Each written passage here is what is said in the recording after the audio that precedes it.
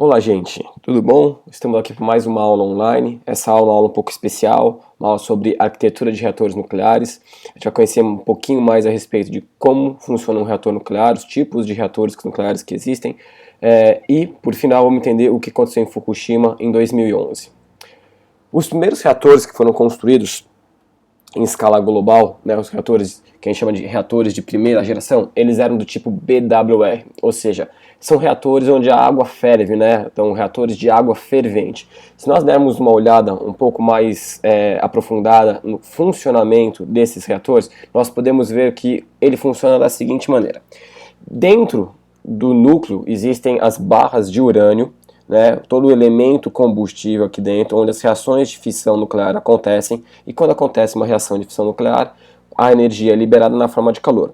Esse núcleo ele é circulado com água, né? Essa água, quando é bombeada por meio desta bomba localizada aqui, ela entra na forma líquida.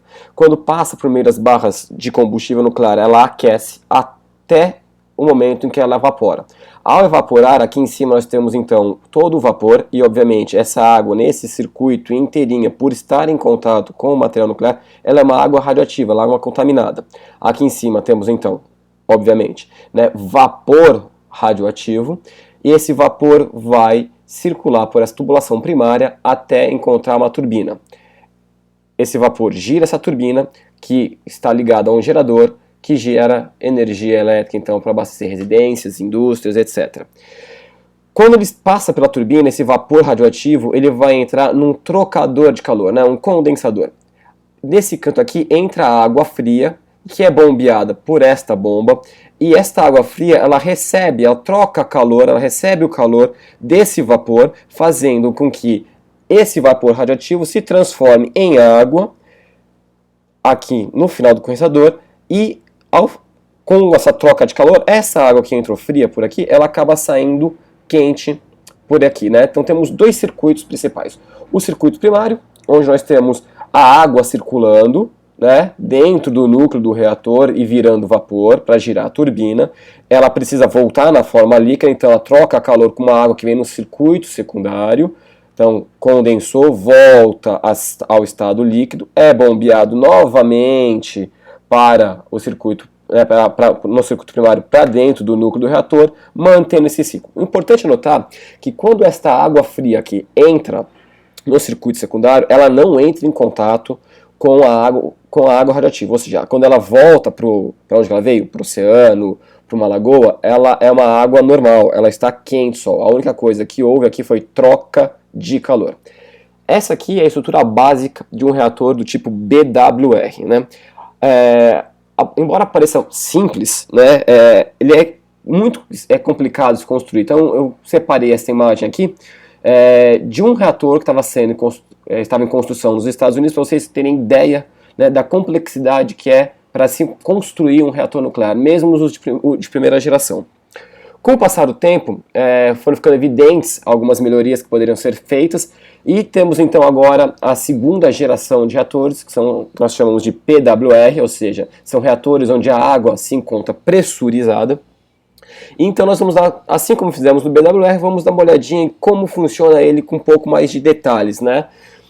Como a gente pode ver aqui nessa imagem, nós temos o vaso do reator, assim como encontramos no BWR. O núcleo do reator fica dentro dele, as barras de elementos, né, combustíveis estão aqui de urânio, e eu tenho então aqui uma água que ela está no formato líquido, está na forma líquida. Ela circula dentro desse sistema primário aqui, que eu estou destacando para vocês com o mouse do computador, por meio desta bomba, né, essa bomba faz essa água rodar. Qual é a grande diferença entre os reatores BWR e PWR, né? Como nós vimos lá, no BWR a água ela literalmente evapora dentro do núcleo, né? Fazendo com que esse vapor faça a turbina girar. Na PWR existe um pressurizador que mantém esta água sempre líquida. Embora ela aqueça demais aqui, esse pressurizador faz com que ela seja mantida no estado líquido. Normalmente ela é mantida no estado líquido com temperaturas que variam entre 600 e 800 graus Celsius, tá? Então ela está totalmente líquida nesse circuito primário inteiro. Quando ele atravessa o pressurizador aqui, essa água radioativa, obviamente, né, quente, ela passa dentro de um trocador de calor, certo? E esse trocador de calor veio água daqui, ó, num sistema secundário. Essa água aqui não entra em contato com essa água radioativa, tá? Então a bomba bombeia, literalmente falando, óbvio, né? Essa água para o trocador de calor, é um cano girando, passando por dentro do outro, ocorre então troca de calor, essa água quente, 600, 800 graus Celsius, na forma líquida, passa o calor para esta água aqui, ela evapora com tamanha quantidade de calor, esse vapor nesse sistema secundário passa por aqui, gira a turbina, essa turbina está ligada ao gerador de energia elétrica, que vai novamente, então, assim como no caso do BWR, abastecer as indústrias, as casas, os shoppings, enfim, né? Depois de a turbina, esse vapor, ele continua, nós temos agora um novo elemento, um terceiro sistema de água, né? O sistema de água terciário, onde a água do mar, do oceano, da lagoa, ela entra, é bombeada por essa bomba, e esse vapor aqui, que não é radioativo, porque esse sistema secundário está isolado do núcleo do reator, né, da água radioativa, ele vai então trocar calor, então todo o vapor, esse calor existente do vapor, vai ser passado aqui para esse sistema, essa água então ela entra fria e sai quente por esse lado, voltando para o local de origem dela quente, e essa água então ela é condensada, ela passa da forma de vapor para a forma líquida, é bombeada novamente, então ela fica circulando nesse sistema secundário. Então o que a gente pode evidenciar aqui é que nós temos três sistemas. O primário, onde roda e onde circula a água no estado líquido, com temperaturas altíssimas, entre 600 e 800 graus Celsius, ela está pressurizada, por isso que ela não evapora, ela passa por dentro de um trocador de calor, que faz com que a água que esteja dentro dele evapore, esse vapor gira uma turbina que gera uma corrente elétrica, né, que produz uma corrente elétrica, ela troca calor por um terceiro, mais uma troca de calor, por um sistema terciário, onde esse vapor volta para o estado líquido, voltando então para trocar calor aqui. A água entrou fria por aqui, ela entra fria por aqui, perdão, e sai no estado, uma temperatura um pouco mais alta. Esse é o sistema PWR, ou seja, o P é de água pressurizada, a água não evapora no núcleo, e isso traz uma segurança muito maior para esse tipo de reator nuclear quando a gente compara com o BWR, onde a gente pode ver que a água evapora lá dentro. A gente vai entender melhor essa diferença de segurança quando for falar do acidente que aconteceu em Fukushima, no Japão, agora em 2011, né? Foi o segundo pior acidente nuclear da história, tá? A gente vai ver com mais detalhes, vai entender um pouquinho melhor, né? Agora, a questão que nós precisamos é a seguinte: por que a gente precisa de água, né? Tanta água assim dentro de um reator nuclear? Obviamente que a gente precisa resfriar, né? As reações de fissão nuclear que acontecem dentro do núcleo do reator, elas liberam uma quantidade de calor muito grande. Então, quando eu uso a água, eu faço essa água evaporar, é para girar uma turbina. É exatamente o que acontece numa termoelétrica, né? Só que ao invés de nós usarmos o calor produzido, liberado por reações de fissão nuclear, nós utilizamos pela queima de combustíveis fósseis, gás natural, carvão mineral, hoje em dia lixo também, né? Então ainda assim lá nós fazemos a água evaporar, aqui não é diferente, tá? Então se você for ver, se a gente reparar, todas as usinas nucleares elas estão próximas, né, a uma lagoa, um rio ou ao próprio mar. Aqui nós temos a usina nuclear de Angra dos Reis, as duas usinas, Angra 1 e Angra 2, né? Você pode ver que temos duas usinas, um núcleo de reator nuclear, um reator nuclear aqui, outro nuclear aqui está o Oceano Atlântico. Então a água, para ter essa troca, no Brasil esse reator é PWR, né? Então a água que entra lá no sistema terciário, ela vem aqui do mar, certo? Reatores nucleares espalhados pelo mundo, sempre tem água, como a gente pode ver bem na frente do reator nuclear. Esse outro que tem um rio passando aqui ao lado, um outro que se encontra com este outro rio passando por aqui para resfriar o reator nuclear. O núcleo dele está aqui. Interessante que essas duas chaminés, as pessoas às vezes acreditam que isso aqui é poluição radioativa, na verdade isso aqui é vapor d'água, né, que está saindo aqui, não tem nada de gás carbônico. Uma usina nuclear não libera gás carbônico. Tá? Existe uma liberação de gás carbônico no processo de produção, né, do ciclo do combustível nuclear. Ela é muito pequena, essa produção, ela é muito pequena, mas a usina em si ela não libera. Aqui, de novo, duas chaminés liberando fumaça. Às vezes as pessoas acham que isso daqui é gás carbônico, não é gás carbônico, é vapor d'água. Temos dois reatores nucleares aqui, um nessa posição, outro nessa posição, como se estivesse meio que numa ilha, né?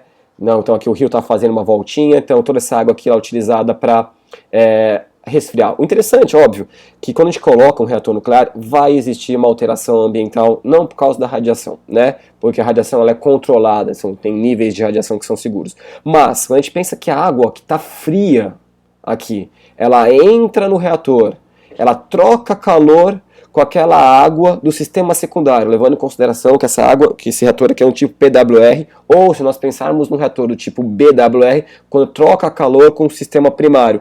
Ao retornar essa água, ela volta uma água quente. Por estar quente, obviamente, nós vamos ter alterações de fauna, de flora aquática, aqui nos rios ou no mar, que você tem, então, aí próximo a um reator nuclear. Certo? Para isso que serve então a água, por isso que elas estão próximas.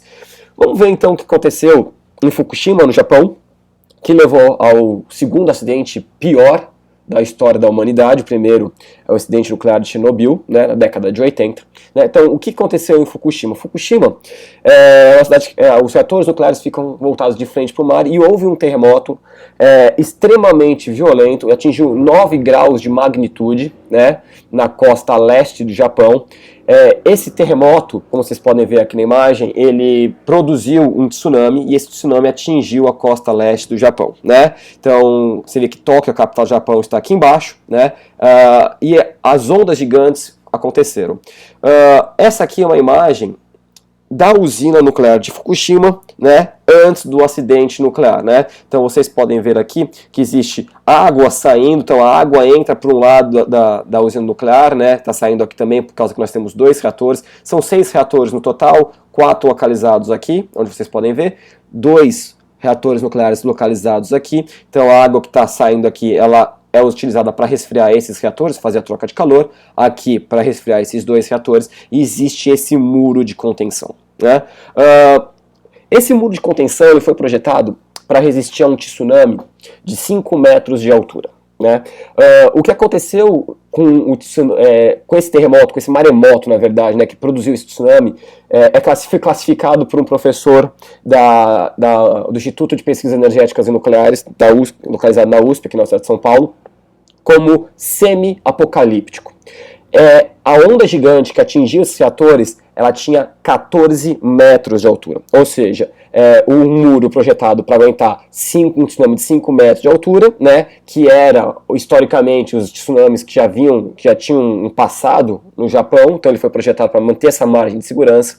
Ainda assim, chegou uma onda gigante com 9 metros a mais de altura e atingiu as paredes dos reatores. A gente vai ver mais para frente como que esses reatores ficaram após as explosões que ocorreram lá, tá? Aqui eu destaquei um vídeo para vocês das ondas gigantes atingindo os reatores da central nuclear de Fukushima. Vocês podem ver aqui estão os reatores nucleares e você daqui a pouco vai ver o impacto de uma onda à altura em que se chega. Vou deixar vocês assistirem e olha só aqui, ó. Olha a altura da onda que atinge os reatores nucleares, né? Extremamente violento.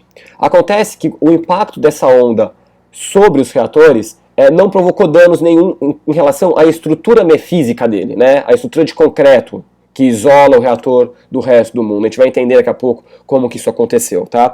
Tem mais um vídeo aqui que eu deixei separado para vocês, que é exatamente, né, uma explosão dos reatores depois de alguns dias da colisão. A blast at the Daiichi nuclear power plant in Fukushima. Its sheer power plain to see. Well, experts are warning that radiation levels now are rising at the Fukushima nuclear plant. And there is a high risk, they are saying, of a leak if the situation isn't resolved in the next few hours. 4:36 p.m. we've received a report that the water cannot be pumped, and we are currently working on how to obtain enough electricity so that the water can all be sent and pumped into the reactor's coolers. Então esse foi a primeira explosão que aconteceu nos reatores nucleares. Mais alguns dias houve uma segunda explosão, que é essa. Pode ver que até o áudio tem uma defasagem, porque a câmera estava bem distante, então o som leva um tempo significativo para chegar até onde estava a câmera. Você pode ver a violência da explosão. Essa é a apresentadora, a expressão dela totalmente desacreditando o que tinha acontecido. O mundo inteiro ficou chocado com esse acidente, obviamente, né?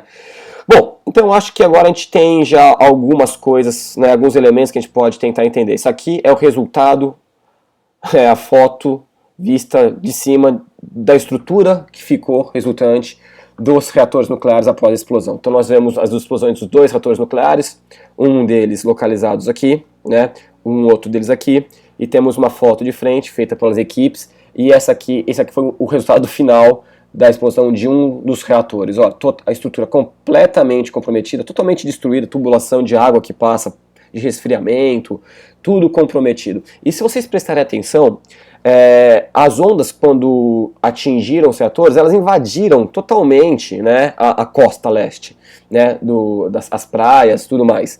Houve uma destruição de todas as cidades, pessoas foram arrastadas, casas foram arrastadas, veículos boiavam na onda como se fossem barcos de isopor, tá?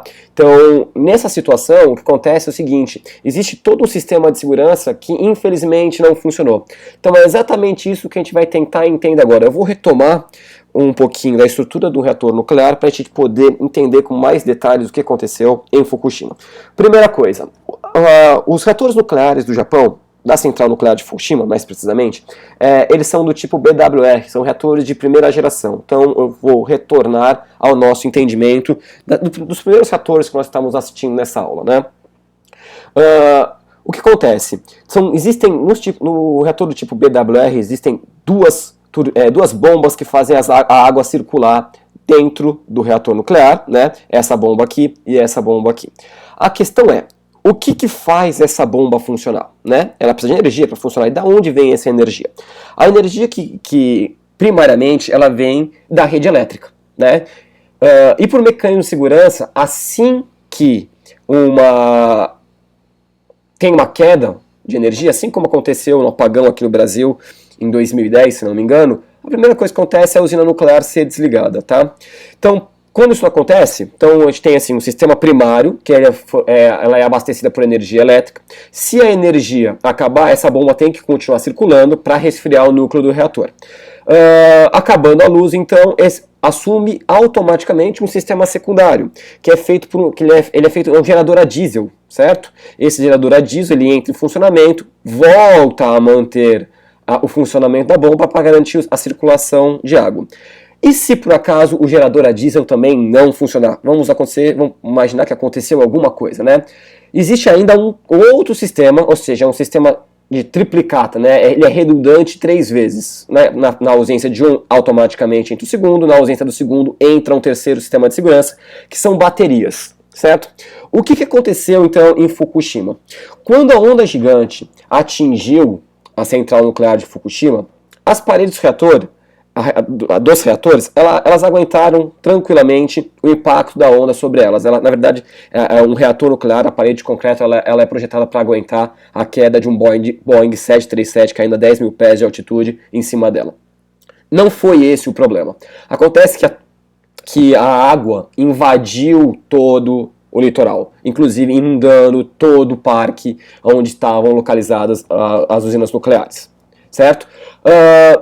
Houve uma queda da energia elétrica, por motivos óbvios, né? Todas as torres de transmissão foram destruídas, houve um corte no fornecimento, então o que nós esperaríamos é que o sistema secundário de segurança, ou seja, as bombas a diesel, elas entrassem em funcionamento. Essas bombas a diesel, elas ficam localizadas fora do prédio, do núcleo do reator, né? Ela fica fora. O que acontece? Como a onda gigante ela tomou todo o litoral, essas bombas, esses geradores a diesel, eles foram inundados. Eles não conseguiram entrar em funcionamento.